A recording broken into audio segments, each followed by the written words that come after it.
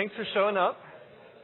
Last talk was the MakerBot, which is very cool and geeky. I feel like I'm not measuring up in the geek department here, but this is something I care a lot about. My name's Mark Gritter. I'm working on my second startup now, which grew from 2 people, me and the co-founder, to about 60. My previous startup went from me as a first-day employee in a company of about 4 or 5 to around 40 or closer to 50 by the time we were acquired by Sun. So I've done this twice, but I don't have all the answers yet. I'm looking to you guys to help me answer questions I have.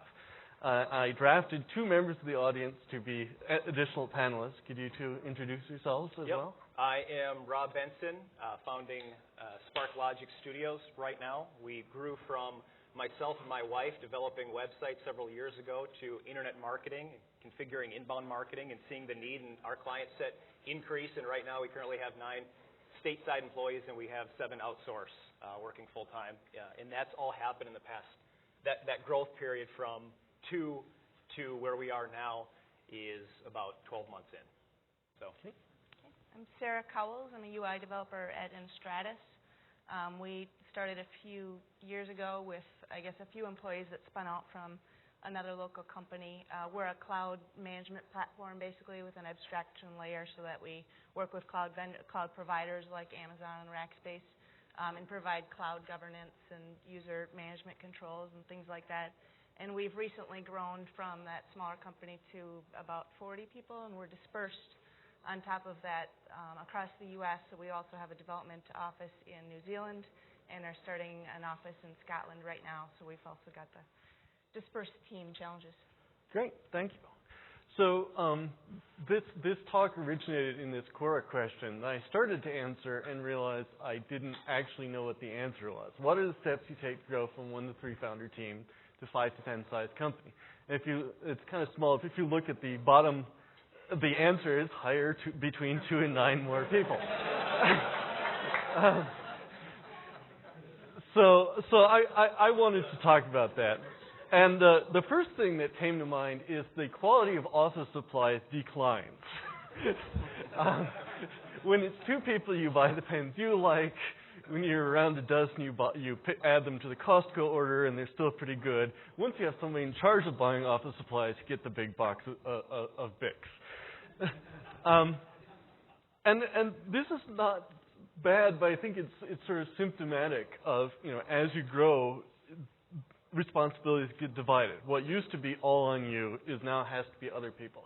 And this is good. Tasks get done. Attention to details gets paid. People feel ownership of the things they're doing. I no longer have to run across the street to Walmart to pick up dry erase markers. There's now somebody in charge of making sure that dry erase markers appear.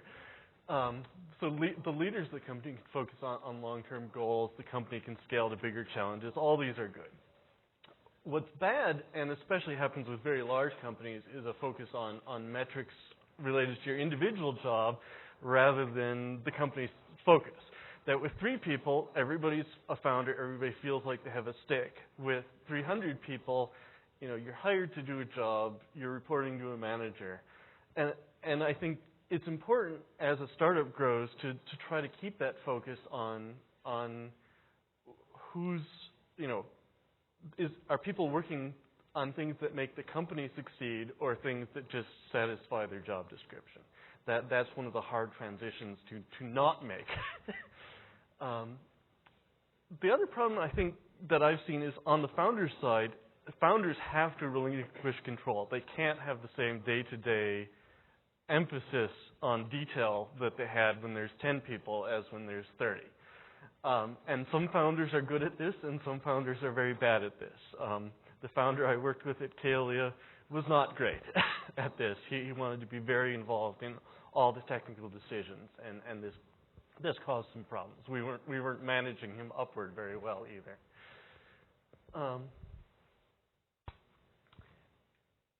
On the more prosaic side, once you hire employees, everything changes. You need to pay them. You need to pay their taxes. There are regulations that increase with companies. Sorry, guys, I didn't mean to position you badly there. regulations increase with company size. You've got a different set of responsibilities to your employees when you're a 25-person company than with the first one, and with 50. This varies state to state. It's very complex.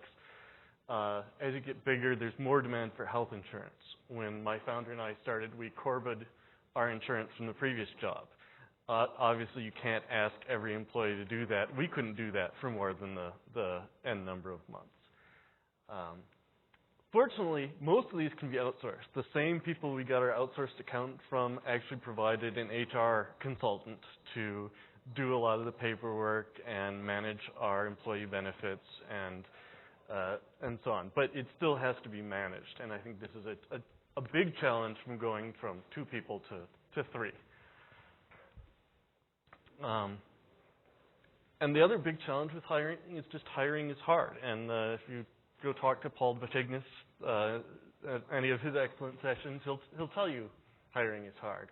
What can you outsource? Can you continue to hire people that are a good fit? You might be very happy with your second and third employees. Are you equally happy with your 30th and 31st employees, or are you settling at that point? Do you even know what you need? You know, when you're hiring, you might not know, I need a product manager to tell me what I should be building. You know, when is the right time for that to bring in somebody in that role? In addition, there are personnel issues. By the time a company hits 30, somebody will already have left. 2 of your people won't get along. Somebody's email address will still be getting important emails, even though they're no longer at the company. And there's just a whole different thing from, you know, when 2 people break up, the company's done. When the 11th person leaves, it's a challenge, but it's not the end of the company. So those are the things that came to mind as things grew, that were challenges I noticed. So I have some prep questions, but I do want to open up for questions from other people later, and feel free to shoot your hand up if anybody says something you disagree with. I guess the first question I want to talk about is, how do you create a corporate culture that you want? This is something my co-founder talked about very early on, is, you know, what do we as a company value? What are we going to encourage? Because it's inevitable that a company will have a culture by the time you hit 30 people. You will have sort of a way of doing things, a way of talking with each other, a set of practices. If you don't shape it, you might not like where you end up. So did your company's leaders, did you as a leader talk about culture? Well, there's a book that just came out on the 28th of February, and I've recommended it to a lot of people already, and it's fantastic. I highly recommend it. It's called The Power of Habit by Charles Duhigg. And relatively new, but he actually talks a lot about that, using examples from folks in the NFL to business leaders, those in politics, and how creating that culture is important. I think, kind of, to give a better analyzation of what we've done, I think to set the stage a little bit, especially if you've got a small business or if you're planning on having a small business, it's how do you perpetuate yourself forward? And it comes down to money. And money's a difficult thing. So the way we were able to leverage a couple of options when we started the business was we worked hard for almost nothing. And that's to get a portfolio, that's to get experience, that's to get something that we can rely back to when somebody says, well, what have you done?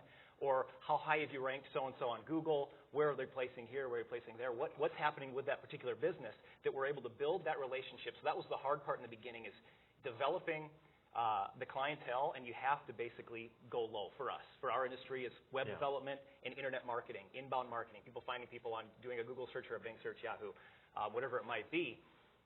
But for us to grow that next step and realizing, okay, we've got a market here. Lots of people need what we do. We're actually pretty good with it. We had to basically figure out, how do we get enough people to manage all these processes? And that led us to Odesk. Odesk has been a great asset for us. It's an opportunity to freelance or get folks that freelance in other countries.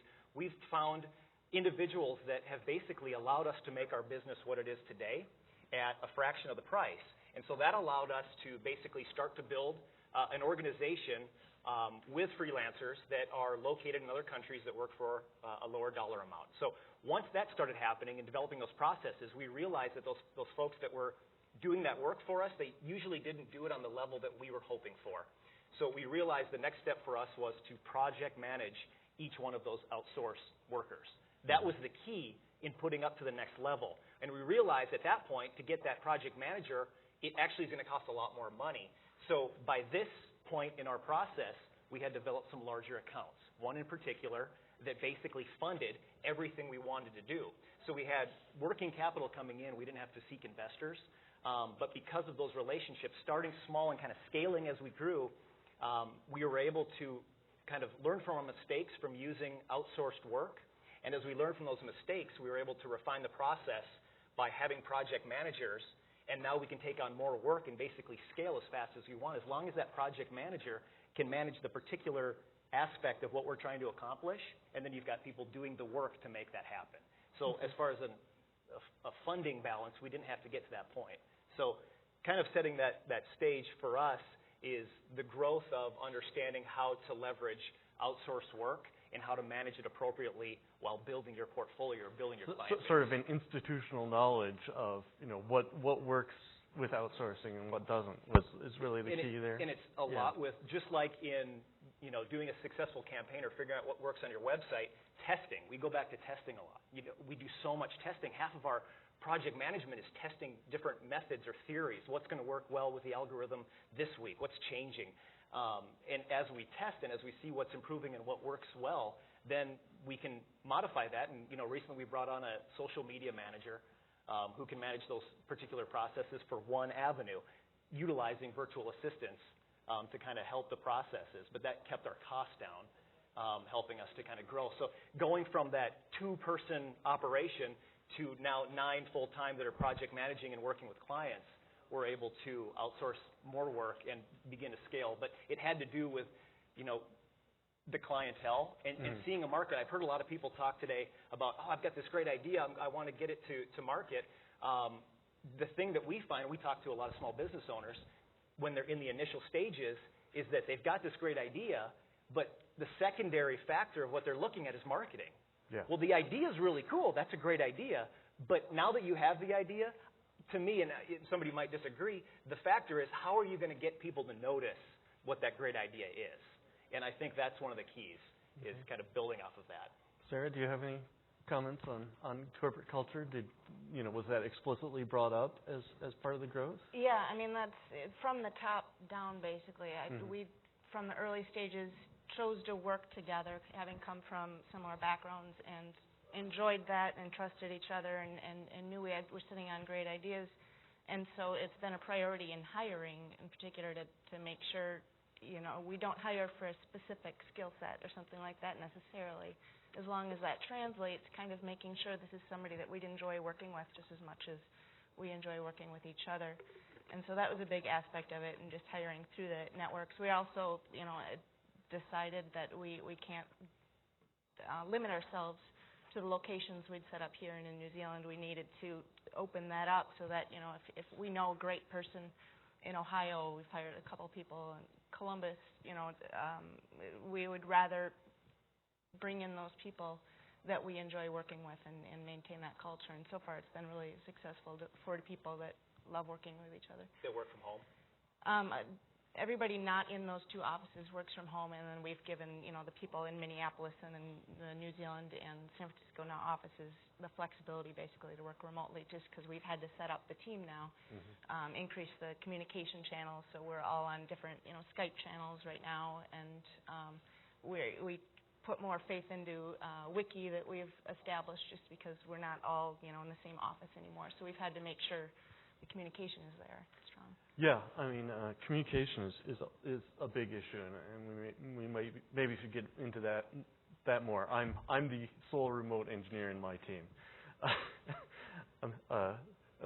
Being the founder has its benefits. When my co-founder really talked about corporate culture, he emphasized 2 things we wanted to do. One is really evidence-based decision making, like you run an experiment. Don't just have an argument, stop the argument and say, what additional data could we get to help us make this decision? The other was actually being family friendly. was a priority. I mean, he had 3 kids, so it was sort of natural for him to think about this. But you know, it was something we talked about early on, and you know, we actually have. My first startup was a lot of single people. My second startup is a lot of people with kids. It's different. I'm not sure it's better one way or the other, but you know, people have lives outside of work.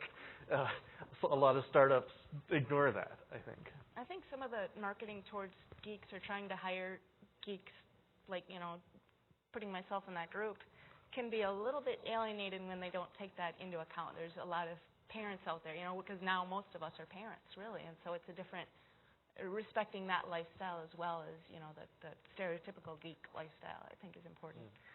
Any questions or comments at this point? Anybody else wanted to take a swag at talking about corporate culture? Yes. Timothy. So what I found is organizational development is all about core values. If you recruit, hire, promote people, and monitor them on the core values, show them tangibly whether they're a plus or a minus on those things, every conversation becomes very easy. Like you can say, you can show up to work. One of our core values is integrity. What I found is people that have integrity do what they say they're going to do. They're going to show up to work on time. You were a minus in those categories. Let's talk about this again in 30 days. Not a plus minus or a plus, you're not going to be here. Okay. Right. I actually think that as you were saying how you, Sarah, how you always hire people that you know and whatnot, and then you can kind of train them on how to do it. I think one of the reasons is people generally know or respect people of similar values. And so it can almost come inherently in the beginning of the company that you need to make sure you maintain those values as your company grows.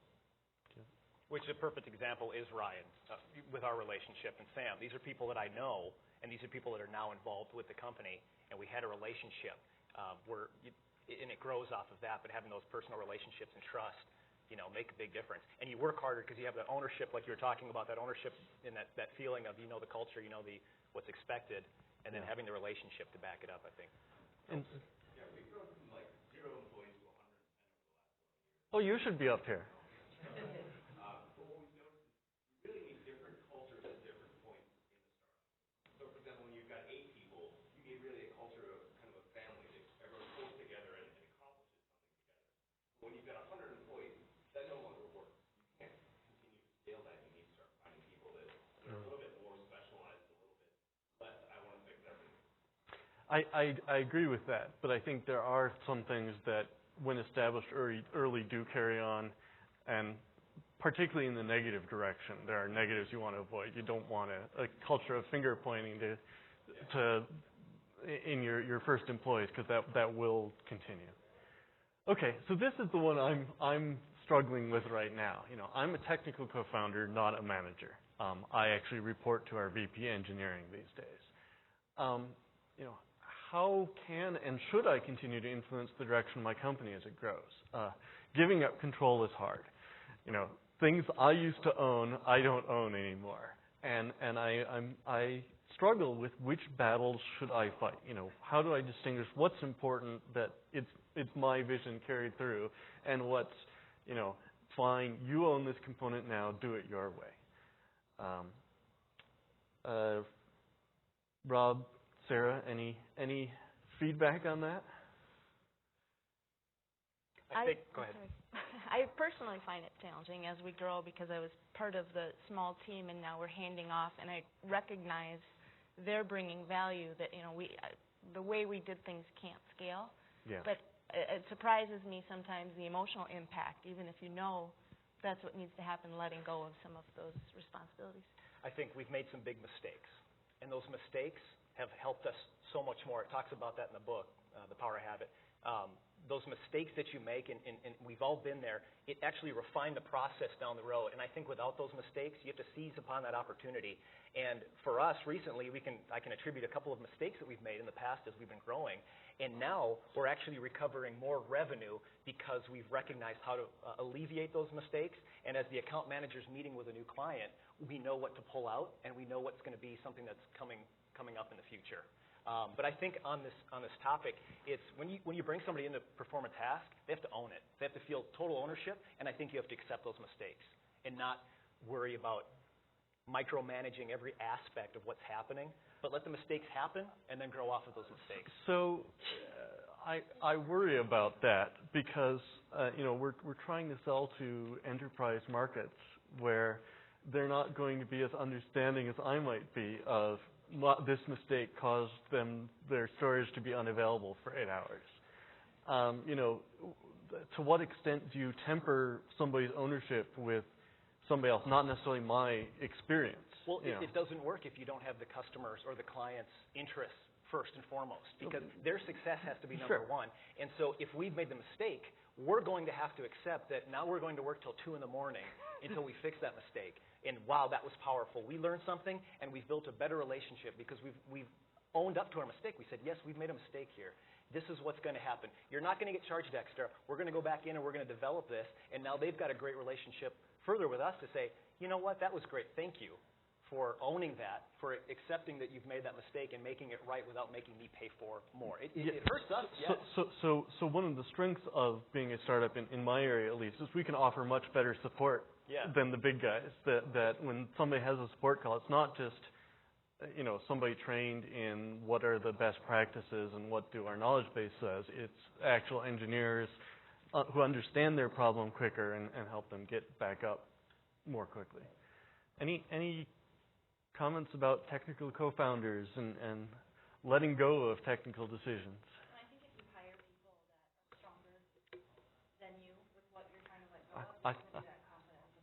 I try to. I saw a hand over there.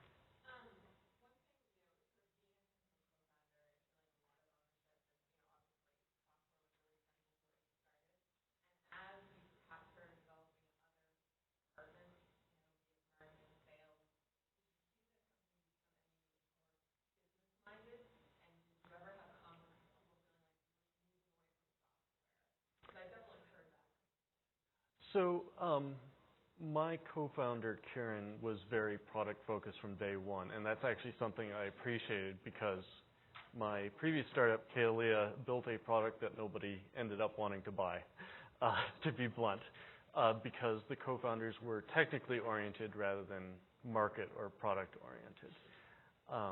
It was a great product, and I still love it, but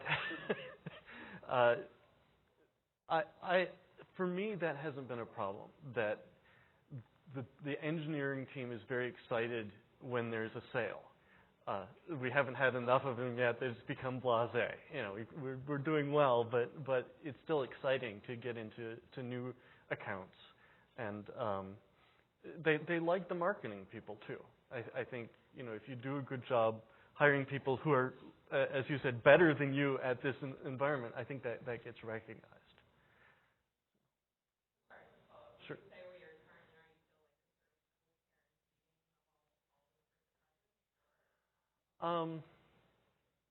Yeah, engineering is still growing, so it's not like engineering has been put on hold. We're still actively developing product features, so it's not really a mature company yet where the focus has shifted more towards growing the sales team. It's still growing both of them.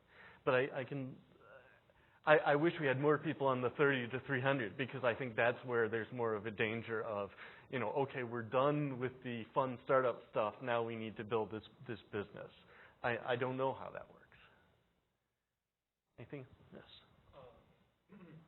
I am a technical founder for my company. I have like a severe fear of employees. I don't think it's possible for them to care as much as I do. Because every other job that I've ever had, it's like I didn't care. And so but I really do care a lot about what I do now, and I feel as though it's really difficult to have or to hire employees that would kind of carry through my mentality. But then at the same time, it's like on some level I need help, but then if I do hire these people, I feel like they're kind of taking my job from me and giving me less to do. See, I haven't reached that point yet because the work seems to be increasing. but I understand. I at a gut level, I feel what you're saying. Yeah. And so I guess I'm struggling with how to go about acquiring employees that I can have confidence in. What kind of employees are we talking about? Developers or sales? Developers. Okay.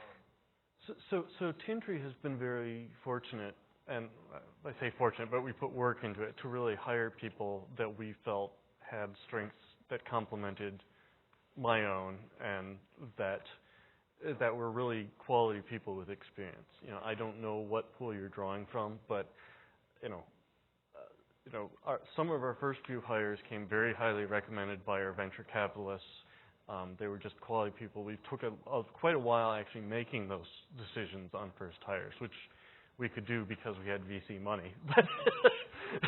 But it is hard and it's even harder when you realize that you maybe have made a mistake in who you hired and that person can't stay around. Sarah? One thing I appreciated in the early stages is that our management was determined, even though we were hiring quite a caliber of people and bringing them in, those first people, the first dozen people that put so much blood, sweat, and tears in weren't going to be left with the roles and the jobs that were left.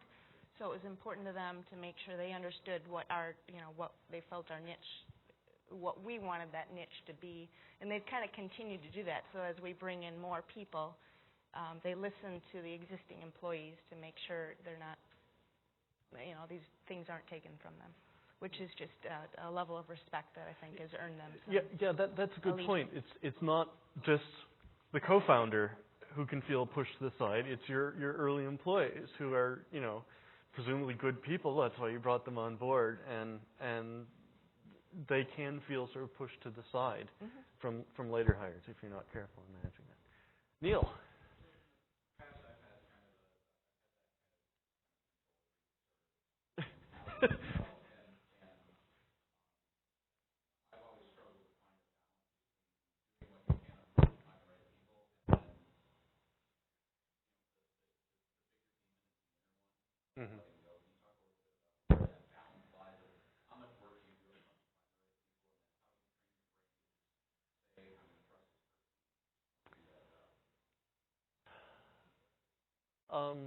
Do you have an answer? Or another question? Hire, fire, core values, and you don't have to trust the people if you have checklists and processes. Yeah. So I think that's a key, but I think that's a key one is if you make clear that your expectation is that they're maybe not doing things the same way, but producing the same set of deliverables. That I don't care what their attitude toward unit testing is, but by God, they had better be writing unit tests if they're going to be developing software But for us. processes and systems work really well on a large scale. I can't see it work on our scale. I don't know what you're talking about. Processes and systems, no way. It's not even a consideration at this level. But do you spell out those processes and systems and actually have those deliverable?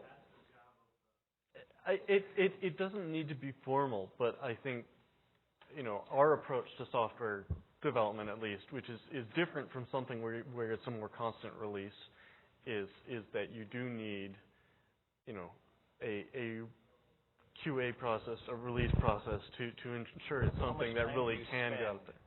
Towards developing those processes when you need to be servicing your clients and developing.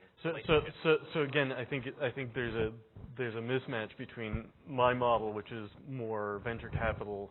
Okay. You've got the chunk of money. We got a chunk of money. Yep. We need to develop the product in okay. 2 years versus right. We're bootstrapping. We need to service some customers today, right. and to have money to service customers tomorrow.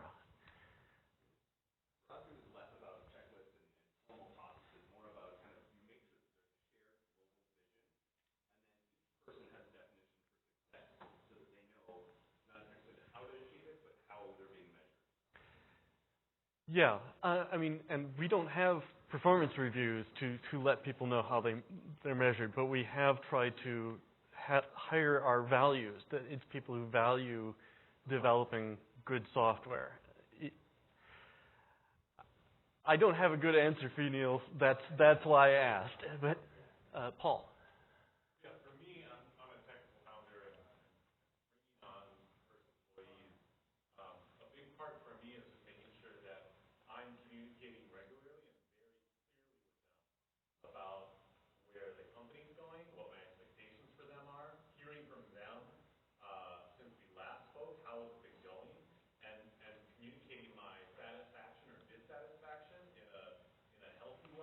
Mm-hmm. so that that communication continues to go on. It's not a. I would love to have time to sit down and write out bullet lists and check boxes and whatever. It's just it's completely beyond where I'm at. But that communication piece can never not be there, because if I'm not, as the founder and owner, communicating adequately to my employees what my expectations are, well, then they're automatically meeting them in their mind. They don't have to automatically get Sure. oh, I'm really pissing Paul off today. They don't even know why I would be upset. Yeah. And so a lot of times when I've noticed that I'm frustrated and they don't seem to be frustrated, I realize that, I never told them I expected them to do this. Yeah. And so it's a learning process for me of that letting go piece of, okay, so I let this part of it go, I need to make sure they know what I expect of that so that I can judge by their attitude. If they're frustrated or upset or angry, I know that something's up and I can interact with that then. But it comes down to us starting that conversation. It's a relationship.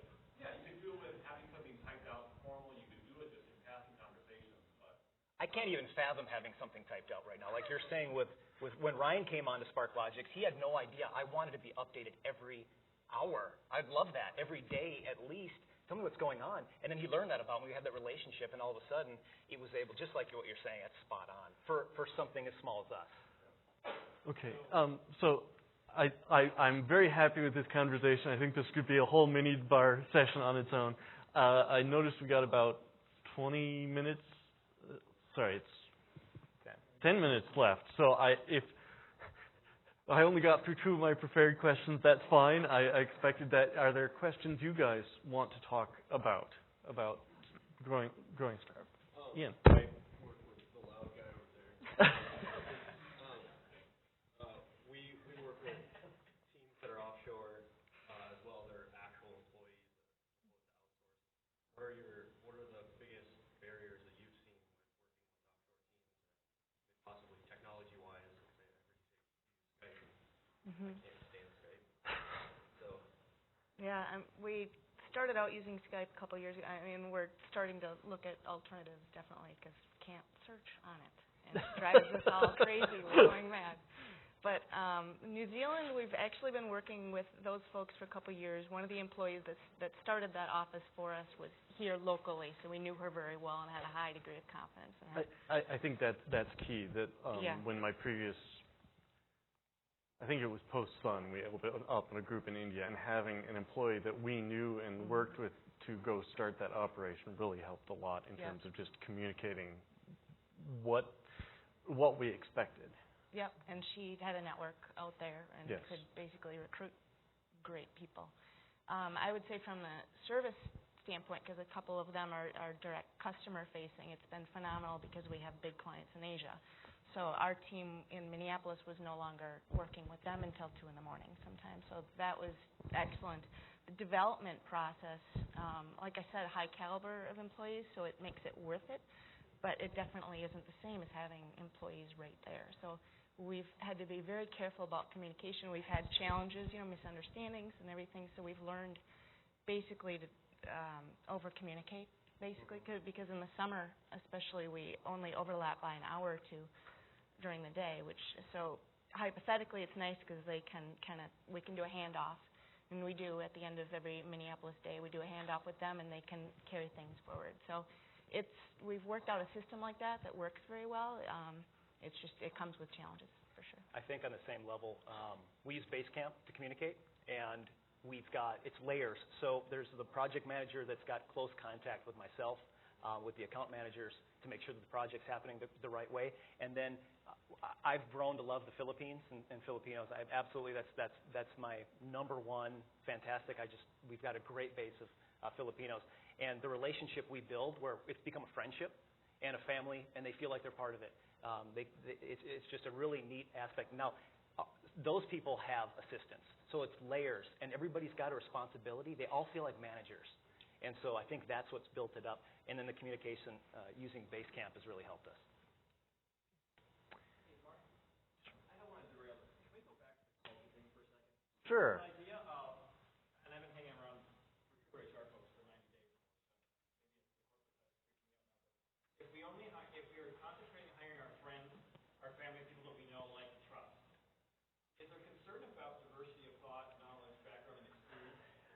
As a company that hires 58 men and 2 women, yes, there is a big concern.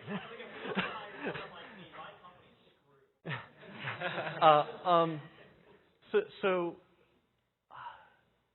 I can jump on that for a second.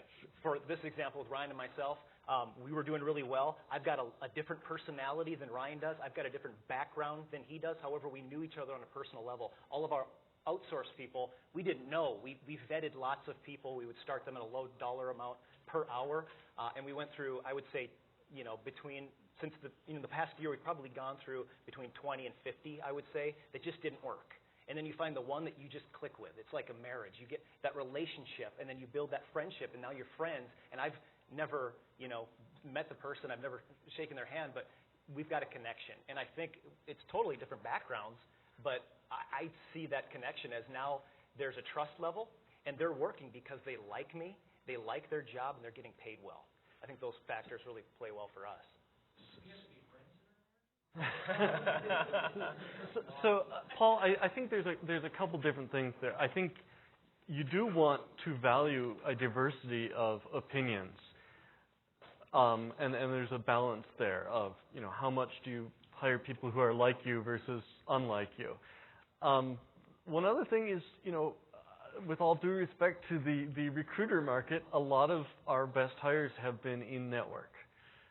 And I think that's very common. But in network doesn't mean everybody like you. That if you come hire people from diverse companies, their ex-coworkers are diverse as well. Like I said, I wish we had hired more female engineers by this point, and that's an area where I feel our corporate culture has not been good. One of the issues with it, hiring, based on our contacts. For one thing, we attract the DevOps, and we attract people that are interested in our cloud technology. But I need, front-end developers too, and they're not paying any attention. So it's limited in that sense. How is it going to scale? We run out of people, and we need to go beyond that too. We can't just hire from our network. Yeah. Right. I think too that it's important when, I read a lot of John C. Maxwell. I don't know if anyone's heard of him, but he talks about laws of leadership and whatnot. He has something called law of the lid, that eventually your company's going to max out. But to prevent it, you need to spot where your limits are and go find someone that's above you. Yeah. Then when they get to their limit, they're going to find someone that's above them.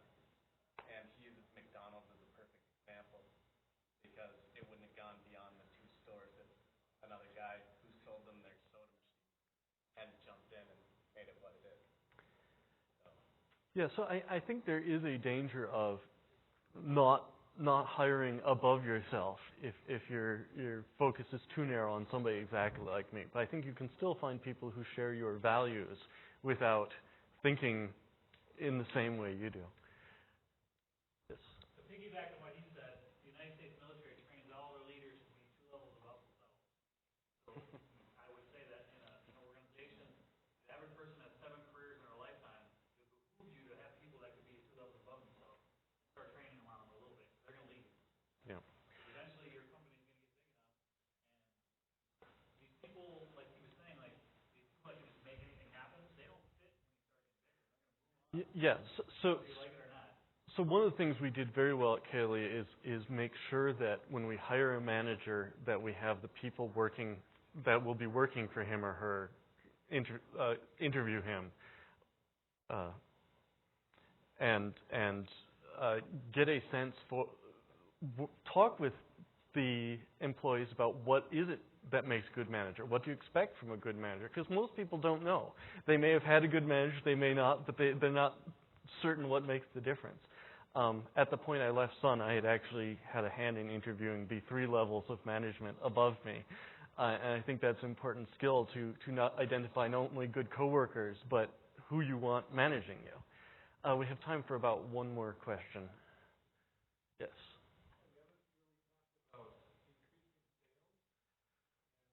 Because I'm an engineer.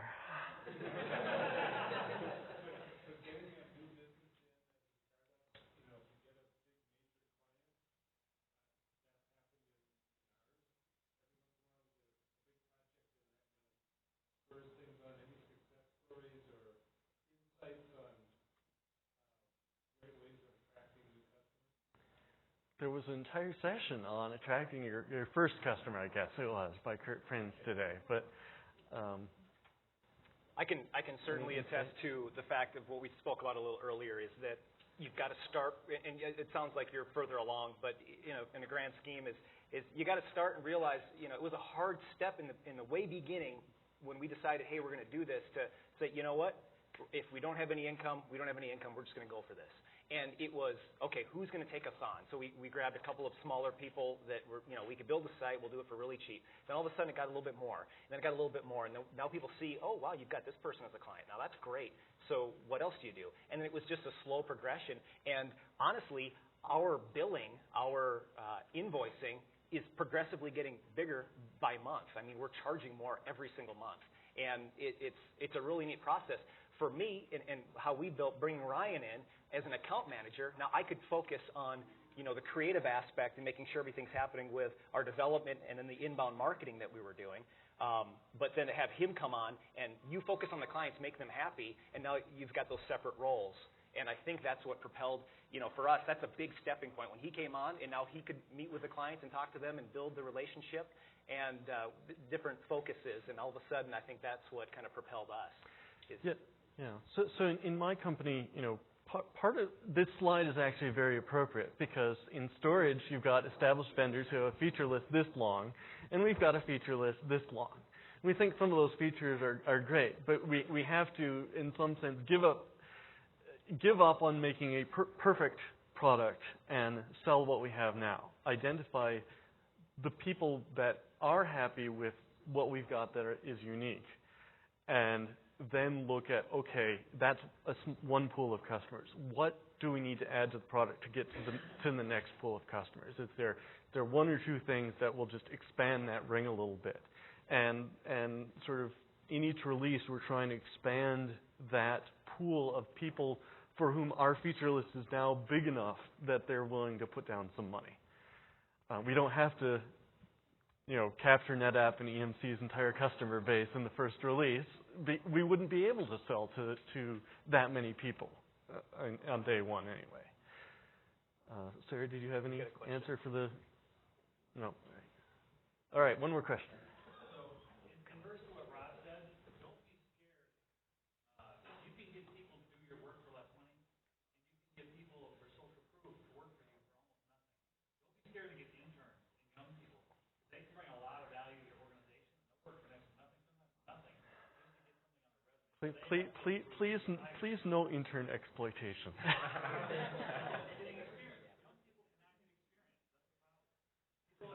Every big company wants 3 to 5 years experience to hire somebody like a Best Buy or something. How are they going to get it? They get 6 months experience with you as an unpaid intern, maybe a year as a paid intern. Now they have experience and they can get hired. That's, for example, Sam here. He's wearing a Richard name tag, but his name's Sam. Richard couldn't show up. He's in school right now. He's a smart guy. He's an astrophysicist, but he wants to do this for a living. And the reality for us is, right now he's getting involved. He sees the vision.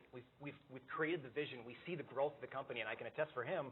And you can say something too, but he sees that. And bringing Ryan on for the fact of in growth is I knew that yes, I was going to lose money on each deal that we did, but our growth has happened tenfold. Where I'm making more money now. Less per deal, but more money because somebody else has that ownership. And there's 2 people now. There's 2 people that are focused on how can we make our clients really, really, really happy? What can we do to have the best service possible? And now Sam sees the vision, and other people that are getting involved with us see the vision, and it's just exciting. There's a thrill. There's a feeling of ownership for everyone, and oh my gosh, this is going to be something great. I want in. So as a startup, the excitement that you have is one of your biggest selling strengths. Not everybody is willing to be paid just by equity, but our lawyer was willing to take some equity to help pay for the closing documents. The contract manufacturers we're working with, they're not working with us because we're great business now. They're working with us because we're growing and are going to we're earning them a little bit of money now. We'll earn them more money later. So I think, we pay our interns, but they're computer science interns who, could find work elsewhere without the 3 to 5 years experience. But absolutely. Both my startup careers, I did not get a paycheck for 3 months, and my wife was less excited about that than perhaps I was about this new opportunity. Okay, we're out of time. Thanks again to Sarah and Rob for volunteering here.